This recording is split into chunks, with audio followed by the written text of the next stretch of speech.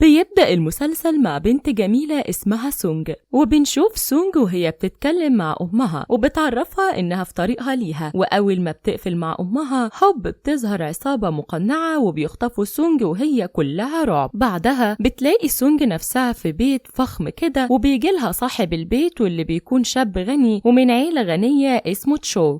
بدون مقدمات كده بيتخانق مع سونج وبيطلب منها تفسخ عقد جوازهم بأي شكل وإلا مش هيحصل لها كويس. في الوقت ده بتكون سونج مش فاهمة حاجة ولا عارفة عقد جواز ايه اللي بيتكلم عنه ولا عارفة مين تشو ده أصلا، لكنها بتاخده على قد عقله وبتعرفه إنها هتلغي العقد. فبيقرر تشو يسيبها وبيفكها وبيخليها تمشي. فبسرعة بتاخد سونج بعضها وبتروح على المستشفى اللي فيها أمها دايما، لأن أخو سونج الصغير بيتعالج هناك من مرض خطير. المهم بتتكلم سونج مع أمها فبتعرفها إنها عقدت جوازها على شاب غني اسمه تشوي، لأن عيلة الشاب ده هيدوهم مهر كبير جدا هتقدر بيه تدفع مصاريف المستشفى. في اللحظة دي بتفهم سونج إن أمها جوزتها لتشو واتفقت مع عيلته من وراها وطبعا من ورا تشو، وعشان كده بيتخانق معاها. المهم إن سونج بتتضايق جدا من مامتها وبتكون شايفاها بتباها حرفيا، فبتتضايق وبتتخانق مع مامتها وبتسيبها وبتمشي ومش بتضيع وقت، وبترجع لتشو وبتعرفه حقيقة اللي حصل وبتعرفه إن هي مش عايزة تتجوزه زي ما هو مش عايز يتجوزها، وبتطلب منه يجيب ورقة طلاق يمضوه وكل واحد يروح لحاله. لكن تشو بيعرفها إن تشانج مش هيرضى بكده، وبيعرفها إنه مش هيقدر يطلقها ولازم هي تلاقي تشانج ده وتخليه يطلقهم. وقتها مش بتفهم سونج قصده وبتسأله مين تشانج ده أصلا، بس تشو مش بيجاوبها لأنه بيفكرها بتكذب عليه ومتفقة مع تشانج وحاليا بتمثل عليه. فبتفضل سونج تقوله إنها ما تعرفش حاجة فعلا من اللي بيتكلم عنها، بس تشو مش بيصدقها نهائيا وبيأمرها بس تعمله أكل. فبتعمله سونج وبتقعد تاكل معاه كمان. وفي الليل بتقرر تمشي علشان تدور على الشخص اللي اسمه تشانج ده وتتطلق من تشو، لكنها لما بتيجي تمشي بتلاقي المطرة في كل مكان. فبسرعة بترجع للبيت تاني وبتطلب من تشو تفضل عنده لحد ما المطرة تخلص. فبيوافق تشو وهو متضايق وبيسيب البيت وبيمشي. فبتقعد سونج لوحدها لحد ما المطرة بتخلص، بس المشكلة ان بعد شوية بتلاقي تشو رجع لها وهو شارب ومش شايف قدامه حرفيا. وفجأة بيحاول تشو يعتدي عليها وبتفضل سونج تبعده عنها وهي بتصرخ لحد ما بتصحى من النوم، لان كل ده اصلا كان حلم مش اكتر. وبتلاقي تشو جنبها وهو شارب برضه ومش حاسس بالدنيا، وبسبب كده بيفضل يرخم عليها وبيجبرها تقعد معاه. فبتعمل تشو كده فعلا وهي متضايقة جدا. تاني يوم بقى لما بيصحى تشو بيلاقي سونج عنده في البيت بيتعصب لانه بيكون ناسي كل حاجة وبيفتكر انها قاعدة عنده علشان تدبسه في جوازهم يعني. فبياخد قراره وبيطردها، بس قبل ما بيطردها بيطلب منها توصل لتشانج علشان يتطلقوا، ولان سونج مش فاهمة حاجة اصلا فبتسيبه وبتمشي. واول ما بتمشي بتيجي مكالمة لتشوي من الشخص الغامض اللي اسمه تشانج، وبيعرفوا تشانج انه عرف ان سونج باتت عنده امبارح وده معناه انهم منسجمين سوا، وبناء عليه جوازهم هيكون الاسبوع اللي جاي بشكل رسمي. الكلام ده بيعصب تشو جدا فبيتخانق مع تشانج، لكن تشانج ولا بيهتم بيه وبيقفل معاه. على الناحية التانية بقى بتروح تسونج لشغلها وبتكون شغالة في كافيه كده وبتقابل صاحبتها وزميلتها في الشغل جيا، واللي بتفضل تتخانق مع سونج انها اتأخرت وبتحذرها تعمل كده تاني والا هتقول للمديرة. وبتكون جيا بتعمل كده لانها اصلا بتغير من سونج ومش بتحبها. المهم بتعتذر لها سونج وبتعرفها انها كان عندها ظرف مش اكتر، وبتبدأ بعد كده تشوف شغلها. بعد فترة بسيطة سونج بتلاقي تشو داخل عليها في الكافيه وبيكون متعصب بسبب المكالمة اللي جات له من تشانج، وبيكون متوقع ان سونج متفقة معاه. فعشان كده بيعرفها تشو انه بعت لها عنوان تشانج علشان لو ما تعرفوش زي ما بتقول، وبيعرفها انها لازم تروح له وتنهي الجوازة دي النهاردة والا هيزعلها، وبيسيبها وبيمشي من غير ولا كلمة زيادة. وبتكون سونج متضايقة جدا لكنها بتقرر تعمل زي ما قال فعلا. فبتاخد بعضها وبتروح لأمها في المستشفى، وبتعرف أمها إنها رايحة لتشانج تلغي جوازها هي وتشو، وبتعرفها إنها حاليا بتتدرب في كافيه ولما تتعين فيه بشكل رسمي هتقدر إنها تقبض فلوس تصرف على علاج أخوها. وقتها بتعرفها أمها إن تشانج ده يبقى رجل أعمال مشهور ويبقى أبو تشو، وبتعرفها إن تشانج مصمم على الجواز فبناء عليه مش هيرضى إنهم ينفصلوا، وبتعرفها إنه حتى لو رضى فهيطلب المهر بتاعه واللي أصلا أم سونج دفعته في المستشفى، فبالتالي مش هتقدر سونج تتطلق إلا لما تدفع المهر ده. طبعا الكلام ده كله بيجنن بيجنن سونج وبيخليها تتضايق من امها جدا لانها حرفيا دبستها. اما بقى تشو فبيروح يقعد مع جدته وابوه تشانج وبيعرفهم انه مش عايز الجوازه دي، لكن جدة تشو بتفضل تمثل عليه وتعرفوا انها نفسها تشوفه متجوز قبل ما تموت. وقتها بس بيقرر تشو يتجوز سونج علشان ما يضايقش جدته لانه بيحبها جدا. فبناء عليه بيروح لسونج في الشغل وبيتكلم معاها، وبتكون جيال مستفزه موجوده وبتفضل تقول لسونج انها لو اتكلمت مع حد هنا هتقول للمديره وهتطردها، بس تشو مش بيهتم وبيعرف سونج انها لازم تيجي معاه حالا. فبتروح معاه فعلا وبياخدها تشو للبيت وبيعرفها هناك انه مضطر يتجوزها ولكن هيتجوزها بشروطه، وبيطلع لها ورقه مليانه شروط زي انها لازم تسمع كلامه وتبلغ بكل حركاتها وحاجات زي كده كتير يعني. وبيعرفها تشو انها لازم تمضي على الورقه دي علشان يتم جوازهم، لكن سونج بترفض. فبيعرفها تشو انه ممكن يطلقها ولكن تجيب المهر بتاعه، فبتضطر سونج توافق ولكن بشرط واحد وهو انهم لما يتجوزوا ما يقرب لهاش خالص. فبيوافق تشو وعلى طول بيتعمل لهم فرح وبيتجوزوا فعلا. تاني يوم بقى بتصحى سونج علشان تروح شغلها زي كل يوم، لكن تشو بيوقفها وبيعرفها ان من هنا ورايح هو اللي هيوصلها للشغل. فبتتضايق سونج لكنها بتوافق على كلامه، فبياخدها تشو بيوصلها شغلها فعلا. بعد الشغل بقى بياخدها تشو بيروح بيها لبيت عيلته وبيعرفها على ابوه تشانج واللي بيعجب بسونج جدا لان باين عليها محترمه، وبيعرفها انه هيديها فلوس كتير كهديه جوازها من تشو. فبتفرح سونج وبتشكره. بعد شويه بقى وهم قاعدين بتيجي اخت تشو الصغيره واللي اسمها تشيو، وبتفضل تشيو تضايق سونج بكلامها وبتتهمها انها فقيره وبتضحك على اخوها علشان تاخد فلوسهم، لكن تشو مش بيعجبه الكلام ده وبيزعل علشان سونج وبيزعق لاخته وبيتخانق معاها وبيطلب منها تعتذر لها، بس تشيو المتكبره بترفض تعمل كده. فبيتدخل الاب تشانج وبيضربها علشان يعلمها الادب. فبتتعصب تشيو اكتر وبتزق سونج وبتمشي، ولما بتقع سونج رجليها بتتصاب فبيشيلها تشو وبيمشي بيها وبيبان انه بدأ يهتم بيها. في نفس الوقت ده بقى بالليل بتقلق سونج من النوم، فبتلاقي تشو واقف قدام الحيطه وعمال يخبط دماغه فيها وهو بيعمل كده لانه بيمشي وهو نايم. المهم بتاخده سونج وبترجعه اوضته تاني، والمصيبه بقى ان تشو بيصحى في الوقت ده ولما بيشوف سونج عنده في الاوضه بيفتكرها جايه علشانه، وده بيفرحه جدا وبيحاول يتعدى عليها، لكن سونج بتبعده عنها وبتعرفه ان بينهم اتفاق انه ما يحاولش يعمل معاها اي حاجه ولا حتى يقرب منها. فبيعتذر لها تشو عن اللي عمله وبيعدي الموقف، او مش بيعدي قوي لاننا بنشوف سونج تاني يوم واخده شنطه هدومها وبتتسحب علشان تهرب من البيت، بس لسوء حظها ان تشو كان صاحي فبيوقفها وبيعرفها انها لو فكرت تهرب تاني مش هيحصل كويس، فبتعتذر له وبيعدي الموقف. بعد كده بتروح سونج على الشغل وكالعاده بتحاول جيا زميلتها تضايقها وبتفضل تسالها عن تشو ويبقى مين وكده يعني، لكن سونج مش بتهتم بيها. فبتتعصب جيا وبتطلق القشطه اللي بيشتغلوا بيها في الكافيه على الارض. بعدها بتنده على المديره وبتكذب عليها وبتقول لها ان سونج هي اللي بتعمل كده. فبتتخانق المديره مع سونج وبتهنها حرفيا، فبتزعل سونج جدا وبتخرج بره وبتفضل تعيط. فبيجي لها تشو وبيعرف منها كل اللي حصل فبيتضايق وبيقرر يساعدها. بعد شويه بقى بيجي صاحب مزرعه مشهوره للكافيه وبيدي المديره قشطه مكان اللي وقعت، وبيعرف المديره انه جاي بس علشان خاطر سونج مش اكتر، وبيسيبها وبيمشي. وهنا بتبدا المديره تحترم سونج وبتروح تتكلم معاها كمان، وبنشوف ان في نفس الوقت ده تشو كان قدام الكافيه، فبنعرف بكده ان هو اللي باعت صاحب المزرعه علشان يرجع لسونج كرامتها. عامه تاني يوم بتروح سونج مع تشو لبيت عيلته وبتقعد مع جدته، وبتكون جدته طيبه وبتحب سونج، واول ما بتشوفها بتفرح بسونج وتشو جدا. المهم بعد شويه بقى بتقوم سونج علشان تدخل الحمام، وهنا بتشوفها تشيو اخت تشو واللي لسه مغلوله من سونج من اخر مره. فبتقرر تشيو تعمل مشكله لسونج وبتستنى لما بتدخل الحمام وبتاخد شنطتها وبتحط فيها الحلق الالماس بتاعها وبتطلع اوضتها ولا كانها عملت اي حاجه. بعد فتره بقى بيخرج سونج وتشو علشان يروحوا، بس هنا بتجيلهم تشو وبتوقفهم وبتفضل تتهم سونج انها سرقت الحلق وبتضربها كمان بالقلم. فبيوقفها تشو لكن تشيو بتتكلم معاه وبتعرفه انها سرقت الحلق بتاعها ولو مش مصدق يفتشوا شنطتها. فبيوافق تشو وبتاخد تشو شنطه سونج وبتفضيها، فطبعا بتلاقي الحلق، بس تشو بيكون عارف اخته كويس جدا وبيشك ان هي اللي عامله الفيلم ده كله، فعلى الاساس ده بياخد الحلق وبيتصل بالشرطه وبيطلب منهم يجوا، وبيعرف ان اخته أخته هي اللي هتخلي الشرطة تفحص الحلق، ولو لقوا عليه بصمات سونج ساعتها هيحبسوها. أما لو ما لقوش بصمات سونج فده معناه إن تشوآ بتتبلى عليها، وبالتالي تقدر سونج ترفع عليها قضية. طبعا لما بتسمع تشوآ الكلام ده بتخاف وبتعرف أخوها إن ده مش حلقها وأكيد حلق شبهه، وبتعتذر لسونج وبتكون ماشية، بس تشو بيوقفها وبيطلب من سونج تضربها زي ما ضربتها، لكن سونج بترفض وبتخليه يسيبها. بعدها بيقعد تشو مع سونج وبيعرفها إنها بعد كده لازم تاخد حقها وما تخافش من حد مادام ما عملتش حاجة غلط، لكن سونج مش بتهتم بالكلام ده كله وبتسأل بس تشو ليه دافع عنها، فعرفها تشو إنه ما يعرفش لكنه بيثق فيها وبيرتاح لها، والكلام ده كله طبعا بيفرح سونج فبتبوسه من خده، والأول مرة ده بيفرح تشو جدا جدا وبيحس إنهم بدأوا يقربوا لبعض. تاني يوم بقى بتروح سونج على شغلها، وفجأة بيدخل عليهم في الشغل مستر شين صاحب الكافيه، واللي أول ما بيشوف سونج بيفرح لأنه يعرفها وكان بيدرس لها في كورس إنجليزي زمان، وبيكون واضح إن شين معجب بسونج لدرجة إنه بيعزمها على العشاء، فبتوافق سونج وبيتفقوا يتعشوا في يوم سوا، فبيسيبها شين وبيمشي، وبتجيلها جيآ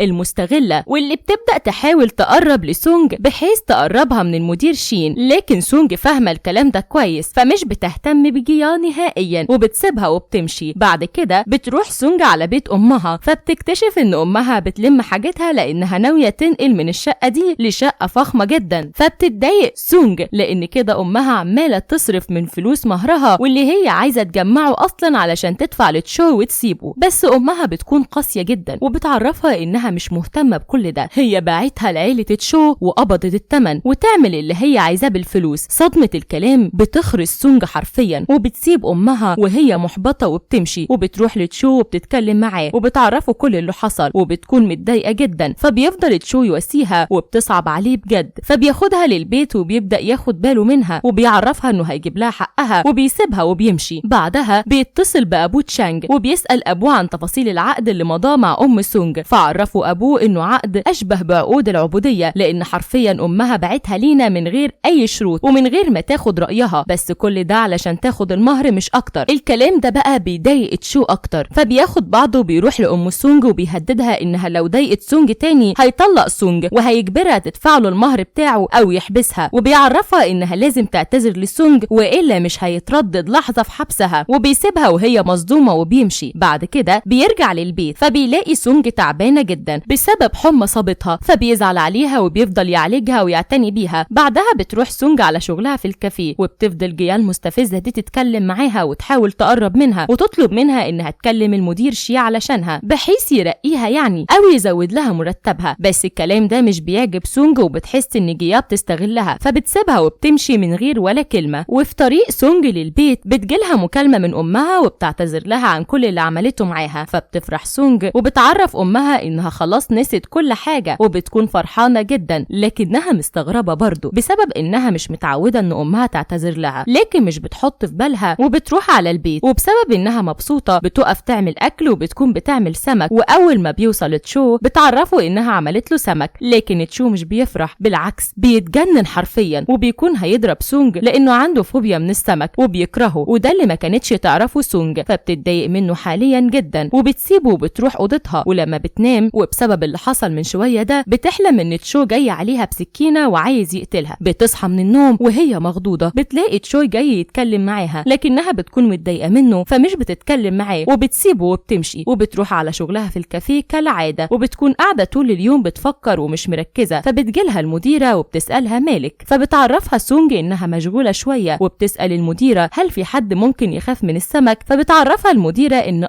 ده مرض منتشر وفي ناس كتير عندها الفوبيا دي، فبتفهم سونج على طول إن تشو عنده الفوبيا دي وبتتعاطف معاه. بعد فترة مش طويلة بيجي مستر شين للكافيه وبيتكلم مع سونج وبيعرفها إنه معجب بيها في الشغل وعشان كده قرر يفتح كافيه جديد وهي تبقى مديرته، بس سونج بتكون عارفة إن ده معروف من شين لأنه بيحبها فبترفضه، فبيتضايق شين لكنه بيعدي الموقف وبيطلب منها يروحوا يتعشوا سوا، فبتوافق سونج. في الأثناء دي بقى بنشوف إن تشو واقف قدام الكافيه وشايف كل ده ومتضايق لأنه أصلا كان جايب ورد وجاي يصالح سونج. المهم بتكون سونج وشين خارجين وبيفضل شين يتكلم معاها ويعرفها إنه بيحبها من زمان وعشان كده فرح لما لقاها بتشتغل عنده، وبدون مقدمات كده بيعرض عليها الجواز، فبتكون سونج لسه هتفهمه انها متجوزة بس مش بتلحق، وبيجيلهم تشو وبيتخانق مع شين وبيكون هياخد سونج ويمشي، لكن سونج بتتخانق معاه قدام شين وده بيضايقه فبيسيبها وبيمشي، لكن سونج بتدرك غلطها وبتجري وراه وبتعتذر له بسبب اللي عملته، وبيروحوا سوا للبيت عادي خالص. تاني يوم بقى بتروح سونج على الكافيه كالعادة، بس النهارده بيكون يوم مختلف لان المديرة بتيجي لسونج وجيا وبتعرفهم ان الإدارة قررت ترقي جيا وتبقى مديرة على سونج، وهنا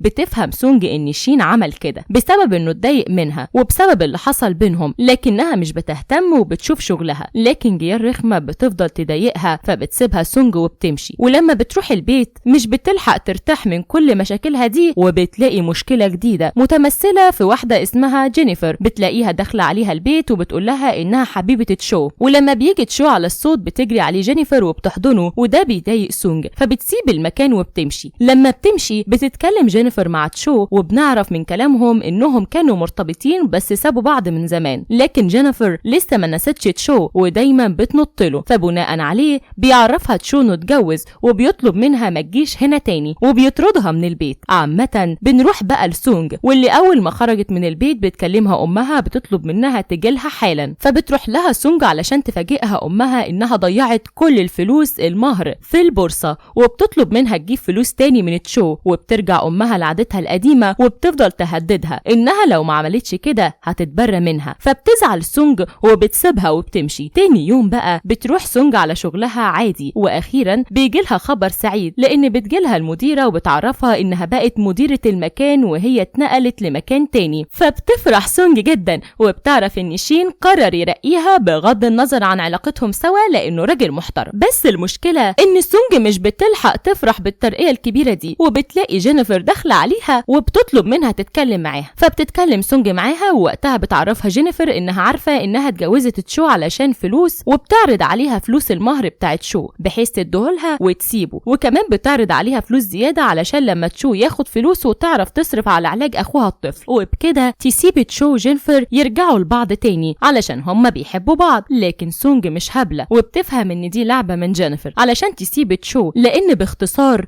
تشو لو مش عايزها ما هيطلقها على طول ويرجع لجينيفر، وبناء عليه بتقرر سونج ما تقبلش الطلب ده وبتقطع لجينيفر الشيكات وبتعرفها انها مش هتسيب تشو، فبتتعصب جينيفر وبتعرفها انها هتخسرها فلوس وتشو هيسيبها وبتمشي. بعدها بقى بترجع سونج للبيت وبيجيلها تشو بيجيب لها هدية حلوة قوي وهي غويشة من الألماس بحيث يعوضها عن الإحراج اللي تسبب فيه جينيفر امبارح، فبتفرح سونج جدا بالهدية وبتشكره، وبيبدأوا الاتنين يحبوا بعض بجد ويقربوا لبعض أكتر لدرجة إن سونج بتقرر تنهي الفوبيا اللي عند تشو وبتجيب حوض سمك للبيت وبتقعد تتكلم مع تشو وتحاول تخليه ما يخافش من السمك تاني، فبيهدى تشو وبيبانوا إن فعلا بدأ ما يخافش منه، فبيفرح لأن سونج ساعدته. بس المشكلة هنا بقى إنه هم قاعدين بتيجي مكالمة لسونج من أمها، فبيجبرها تشو تفتح المكبر وبيسمع المكالمة كلها، واللي طبعا أمها عمالة تشتمها فيها وبتطلب منها تسرع بسرعة وتجيب الفلوس من تشو، وطبعا ده بيضايق تشو جدا فبيقرر انه هيتصرف مع ام سونج، لكن سونج بترفض لانها في الاول وفي الاخر امها، وبتقرر تروح هي وتتكلم معاها، وفعلا مش بيعدي كتير وبتروح سونج لامها، ولما بتروح لامها بتديها مبلغ بسيط وبيكون المبلغ ده على قد علاج اخوها، وبتعرفها ان دي الفلوس اللي قدرت تجيبها علشان تعالج اخوها، ولو هي محتاجة فلوس تبيع بقى الفيلا اللي اشتريتها بالفلوس المهر دي. طبعا الام الطماعة مش هترضى بكده، فبناء عليه بتفضل تزعق لسونج وبتضربها وبتعرفها انها لو ما جابت لهاش الفلوس اللي هي عايزاها هتتبرى منها ومش هتشوفها لا هي ولا اخوها، وبتطردها من البيت. وبتكون سونج حزينة جدا ومش عارفة تعمل ايه، فلما بتروح البيت بتحكي لتشو كل حاجة وبيتضايق برضه وبيكون عايز يتصرف مع امها، لكن سونج برضه بترفض وبتقرر تروح لامها مرة تانية وتحاول معاها تاني. بالفعل بتروح تاني يوم وبتروح لها بمبلغ اكبر شوية وبتعرفها ان دي اخر فلوس هتقدر تجيبها، لكن الام مش بترضى بكده وبتنفجر في سونج وبتعرفها انها اصلا مش امها وكانت بتربيها وبس والمفروض ترد الجميل، فبتتصدم سونج جدا لانها طبعا اول مرة تسمع المعلومة دي، وده بيبرر لنا ليه اصلا ام سونج كانت بتعاملها وحش كل ده، لانها باختصار مش امها. عامة بتكون ام سونج هتضربها، لكن هنا بيجي تشو واللي اصلا كان موجود كل ده وبيوقف ام سونج وبيعرفها وبيعرفها إنها لو فكرت تكلم تاني سونج أو تطلب منها فلوس هيتصرف معاها ومش هيحصل كويس، وبياخد سونج وبيمشوا من المكان. بعدها لما بيروحوا البيت بيتكلم تشو مع سونج وبيعرفها إن كويس إنها عرفت علشان ما تتعاملش مع الست دي تاني، وبيفضل يواسيها. عامة تاني يوم بتروح سونج للشغل كالعادة، والمرة دي بيجيلها شين وبيتكلم معاها وبيعرفها إنه بيحبها وبيطلب منها تاني تسيب تشو ويتجوزوا، لكن سونج بترفض وبتطلب من شين ما يتكلمش معاها في الموضوع ده تاني، فبيحترم رغبتها وبيسيبها وبيمشي. بعدها بتتصل سونج بتشو وبتعرفه كل اللي حصل علشان تحسس شو إنها بتقرب له، وده بيفرحه جدا. بس المشكلة إن سونج مش بتلحق تفرح، وفجأة بتلاقي داخل عليها المحل تانج واللي تبقى مرات شين، وبتكون تانج عارفة بعلاقتها بشين وعشان كده حاليا بتتخانق معاها وبتبهدلها. فبيجي شين على الصوت وبيوقف مراته وبيمشيها، لكن تانج بتعرفه إن الموضوع كده ما انتهاش وبتهدد سونج وبتسيب المكان وبتمشي. بعد كده بتقعد سونج تكمل شغلها عادي خالص، فبتجيلها جيا علشان تضايقها بدون سبب برضه، وبتعرفها إنها ما ينفعش تواعد واحد متجوز وبتلقح عليها بالكلام من الآخر. فبتتعصب سونج عليها وبتهددها لو اتكلمت تاني معاها هترفدها وبتسيبها وبتمشي. بالليل بيجي شين للكافيه وبيقعد مع سونج وبيعرفها إن تانج دي مش مراته بجد، لكنهم متجوزين كده مصلحة مش أكتر، وبيعرفها تاني إنه بيحبها وبيعرض عليها يهربوا سوا ويتجوزوا. بس طبعا بترفض سونج بشكل قاطع، والمشكلة بقى إنه هما بيتكلموا بيوصل تشو وبيشوفهم سوا، فبيروح لشين وبيطلب منه يبعد عن مراته نهائيا وبياخد سونج بالعافية وبيمشوا. ولما بيروحوا بتفضل سونج تعرفه إنه ما حصلش حاجة بينها وبين شين، لكن سونج مش بيهتم وبيحذرها تقرب له تاني وبيعدي الموقف. تاني يوم بقى لما بتروح سونج الشغل ولأنها فقرية بتحصل لها مشكلة جديدة، لأن فجأة بتدخل عليها تانج مرات شين وبتعرفها إنها تملك إدارة الشركة بتاعة الكافيه ده مع جوزها، وبناء عليه ممكن تعاقبها، وبتعرفها إنها مقصرة في شغلها وبتطلب من رجالتها يفتشوا المكان. فبيفتشوا المكان وبيلاقوا كريمة بايظة في وسط الحاجة بتاعة الشغل، وللعلم يعني الكريمة دي حطها جيا بالاتفاق مع تانج. المهم تانج بتتهم سونج إنها قصرت في شغلها وعشان كده هتفصلها من الشغل وهتقضيها لأنها بتسوق سمعة الكافيه. بس قبل ما الموضوع يتطور بيوصل شين وبيعرف تانج إن الغلطة دي مش من سونج، وبيعرفها إنه هيوصل للي عمل كده، فبتسيبه تانج وهي متعصبة وبتمشي. بعدها بيراجع شين وسونج الكاميرات فبيلاقوا فيديو لجيا وهي بتبدل الكريمة، فبناء عليه بيستدعوا تانج وبيوروها الفيديو وبيعرفوها إن هي أكيد اللي متفقة مع جيا، لكن طبعا تانج بتنكر وبتنهي الموضوع على كده. أما سونج فبتتكلم مع جيا وبتعرفها إنها مش هترفدها، ولكن لو حصل منها أي غلطة تانية أو حركة زي دي مش هتكتفي برفضها بس. بعدها بتستمر سونج في الشغل عادي، لكن بيجيلها شين تاني وبيحاول يتقرب لها، فبتحاول سونج تبعده عنها برضه، لكن اللي ما كانتش تعرفه إن في نفس الوقت ده كان في شخص بيراقبها، والشخص ده بيصورها مع شين وبيبعت الصورة لجينيفر حبيبة تشو القديمة، واللي طبعا ما بتصدق وبتبعت الصورة لتشو. ومش بيعدي وقت طويل وبيوصل تشو للمكان وبيهدد شين وبياخد سونج بالعافية وبيمشوا. فبتوقفوا سونج وبتتكلم معاه وبتعرفه إنه ظلمها ولازم يثق فيها، لكن تشو بيعرفها إنه مش هيثق فيها تاني أبدا، فبتتضايق جدا منه وبتطلب منه يطلقها وبتسيبه وبتمشي. تاني يوم بقى بتكون سونج رايحة الشغل، لكن تشو بيوقفها وبيطلب منها تيجي معاه مشوار، فبتروح فعلا سونج معاه وبياخدها تشو في مطعم فخم وغالي جدا وبيسألها عن رأيها في المكان، فبتعرفه إنه حلو جدا، فبيعرفها إن المكان ده هو اشتراه وعايزها تديره بما إنها بتحب تشتغل في الكافيهات والمجال ده، وبيطلب منها تقدم استقالتها عند شين وتبعد عنه نهائيا. وعلى غير المتوقع بتتضايق سونج، فبيعرف تشو إنها مش عايزة تبقى مديرة مكان زي ده على الجاهز وعايزة تشق طريقها بنفسها مش بشفقة من حد، وبتعرفه إنه بيعمل كده مش علشان يساعدها بل علشان يملكها، وبتطلب منه يبعد عنها ويتطلقوا خالص لأنها مش قادرة تستحمل شخصيته دي. وقتها بيتعصب تشو وبيعرف سونج إنها لو عايزة تتطلق تديله فلوسه، فبتزعل سونج لأنه بيعايرها وبتسيبه من غير ولا كلمة وبتمشي. ولما بتمشي بيفضل تشو ندمان ومحبط وبيطلع علبة من جيبه، فبنكتشف إنه كان جايب لها خاتم هدية، لكنه عشان غبي بدل ما اليوم يكون لطيف ويهديها خلاها تطلب الطلاق. لا بصراحة الله أكبر عليك يا تشو. المهم بعيدا بقى عن الضحك بتروح سونج على الشغل وهي متضايقة لدرجة إنها بتعيط وهي في الشغل، فبيشوفها شين وبيتكلم معاها وبيحاول يواسيها، بس سونج بتوقفه وبتطلب منه يحط حدود بينهم وما يتدخلش في حياتها ويعتبروا نفسهم أصدقاء طلاق مش اكتر، او هتسيب له المحل خالص، فبتمشي وبتسيبه. وقتها بيفضل شين يفكر، فبيفتكر ان سونج قالت له كده لان تشو طلب منها كده، فبناء عليه بيروح لتشو وبيتكلم معاه وبيعرفه ان سونج مش بتحبه نهائيا، ولو عنده دم لازم يسيبها هي تختار تتجوز مين. وبيعرفوا شين انها بس معاه علشان مجبرة بسبب الدين اللي عليها، وبيعرفوا ان ده مش حب حقيقي ولازم يحترم رغبتها ويطلقها، وبيسيبه وبيمشي. في اللحظة دي بيفضل تشو يفكر كتير كتير لحد ما بياخد قراره، فبيروح يقابل سونج وبيعرفها بدون مقدمات كده انه خلاص قرر يطلقها، وبيطلب منها تحدد ميعاد يتطلقوا فيه، وبيسيبها وهي مصدومة وهتتجنن حرفيا. ومع صدمة سونج بينتهي الجزء الأول من المسلسل. يا رب يكون عجبكم واستنونا في جزء جديد. سلام.